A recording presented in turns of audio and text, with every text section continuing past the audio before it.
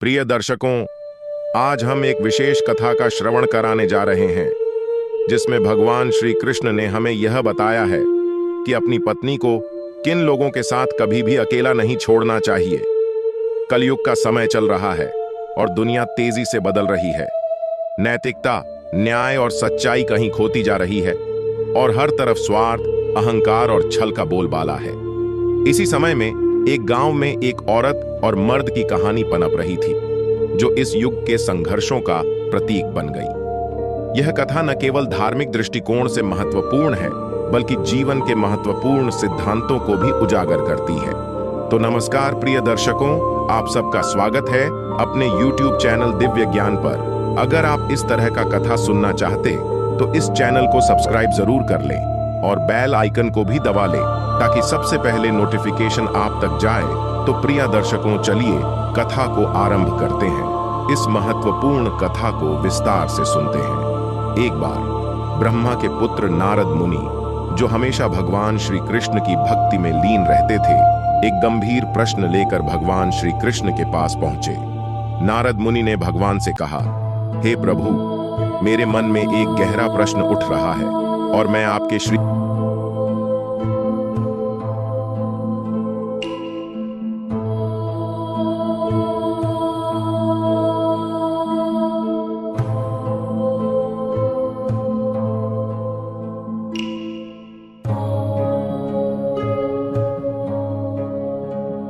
तब श्री कृष्ण जी कहते हैं, हे नारद, तुमने बहुत ही महत्वपूर्ण प्रश्न की है तथा समस्त मानव जाति के कल्याण के लिए मैं इसका उत्तर एक कथा के माध्यम से दूंगा।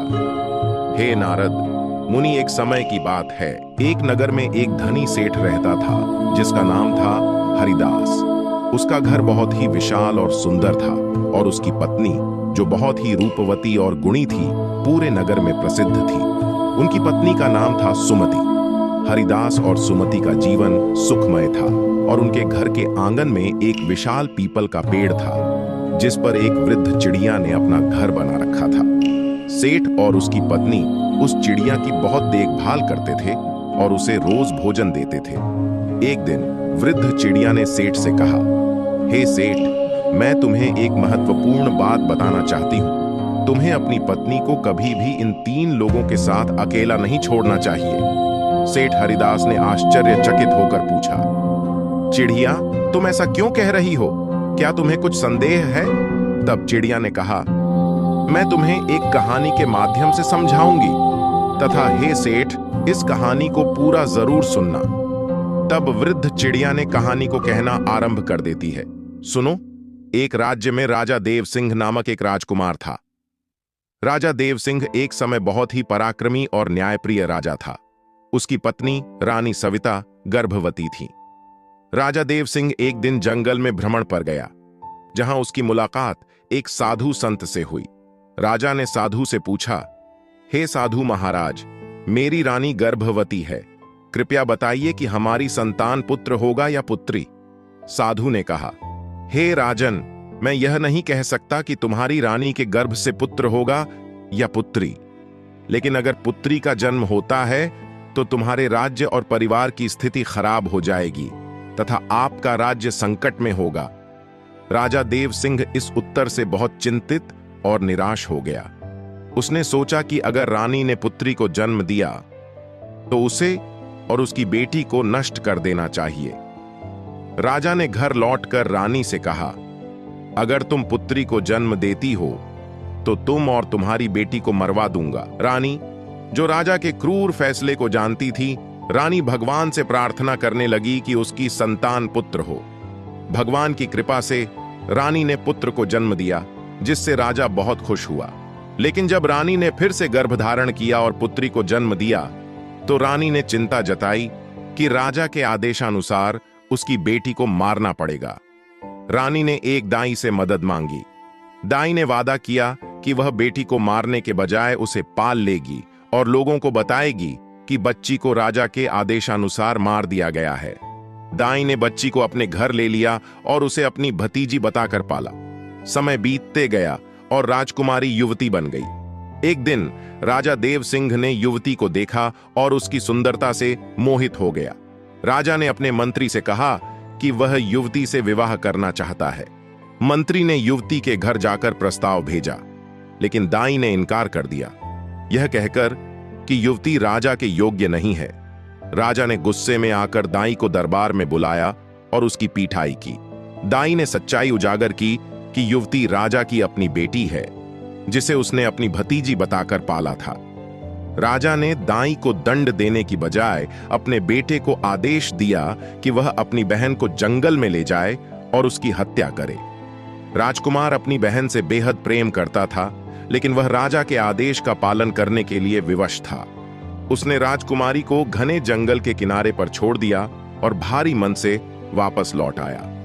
राजकुमारी ने खुद को अकेला और असहाय महसूस किया, लेकिन उसने हिम्मत नहीं हारी। जंगल में रहते हुए उसने कई कठिनाइयों का सामना किया।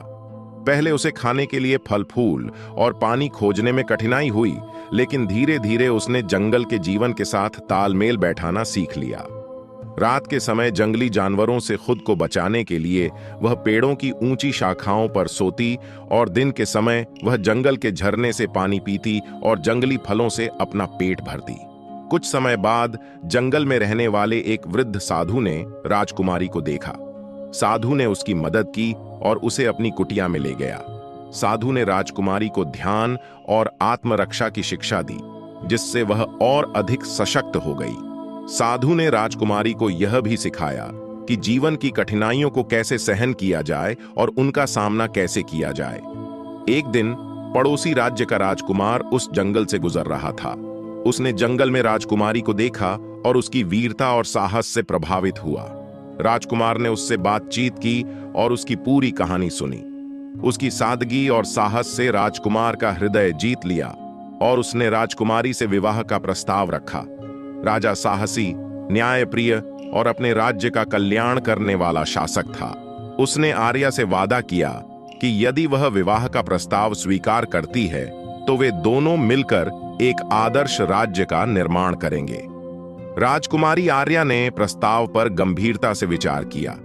उसे अपने राज्य और प्रजा की बहुत चिंता थी, लेकिन उसने महसूस किया कि इस नए अवसर से वह अधिक लोगों की सेवा कर सकती है। अपने पिता से सलाह लेने के बाद उसने प्रस्ताव स्वीकार कर लिया और जल्द ही नए राज्य की रानी बन गई। विवाह के बाद जब आर्या अपने पति के साथ नए राज्य में पहुंची तो उसने देखा कि वहां कई समस्याएं थीं। राज्य के कुछ हिस्सों में गरीबी थी, शिक्षा का अभाव था और लोगों को स्वास्थ्य सेवाओं की कमी का सामना करना पड़ रहा था। लेकिन राजकुमारी आर्या ने हार नहीं मानी। उसने साहस और धैर्य से हर कठिनाई का सामना किया। आर्या ने शिक्षा को सबसे पहले प्राथमिकता दी। उसने स्कूल खुलवाए और विशेष रूप से लड़कियों की शिक्षा पर जोर दिया। वह मानती थी कि शिक्षा से ही समाज में सुधार संभव है।